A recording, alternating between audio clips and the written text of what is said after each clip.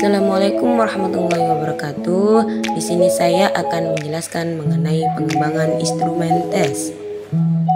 Saya Khairatul Ainiyah dari kelas PGSD 2022A dengan NIM 424222023.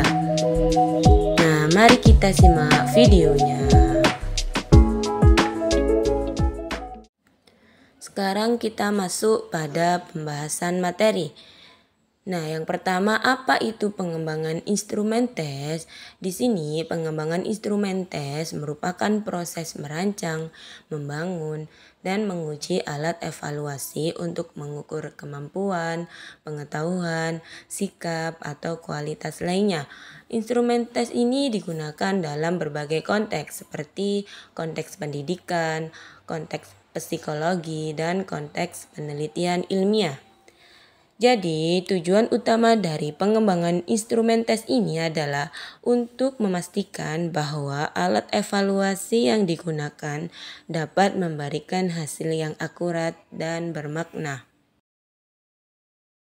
Nah, selanjutnya kita masuk pada poin-poin penting yang perlu diperhatikan dalam pengembangan instrumen tes. Yang pertama ada perencanaan awal. Di dalam perencanaan awal ini ada identifikasi tujuan, di mana kita perlu menentukan tujuan pengukuran untuk menentukan apa yang ingin diukur. Selanjutnya ada deskripsi populasi, di mana kita perlu mengidentifikasi populasi atau sampel yang akan diukur oleh instrumen tes. Adapun populasi merupakan keseluruhan dari subjek penelitian, sedangkan sampel merupakan sebagian dari populasi. Yang kedua ada spesifik instrumen. Di dalam spesifik instrumen ini kita perlu tentukan jenis instrumen, di mana kita perlu memilih apakah instrumen tes akan berupa tes tertulis, observasi, ataupun berupa wawancara.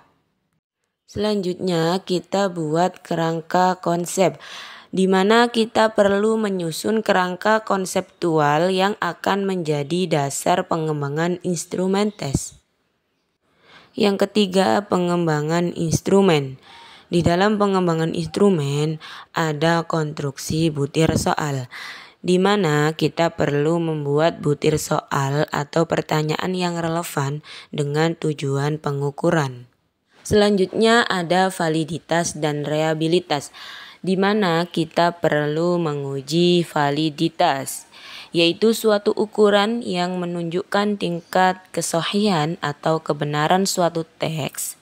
Dan suatu teks dikatakan valid apabila tes tersebut mengukur sesuai dengan apa yang hendak diukur. Dengan menguji reliabilitas atau konsisten hasil pengukur. Jadi, seberapa besar derajat skor tes konsisten dari waktu ke waktu. Yang keempat, poin penting yang perlu kita perhatikan itu ada uji coba.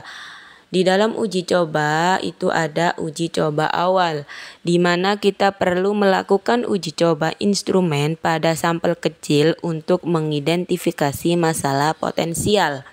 Selanjutnya ada revisi atau perbaikan, di mana kita perlu merevisi instrumen berdasarkan hasil uji coba awal. Yang kelima ada implementasi. Di dalam implementasi terdapat pelatihan pengguna, di mana kita perlu memberikan pelatihan kepada pengguna instrumen tes agar dapat menggunakannya secara konsisten.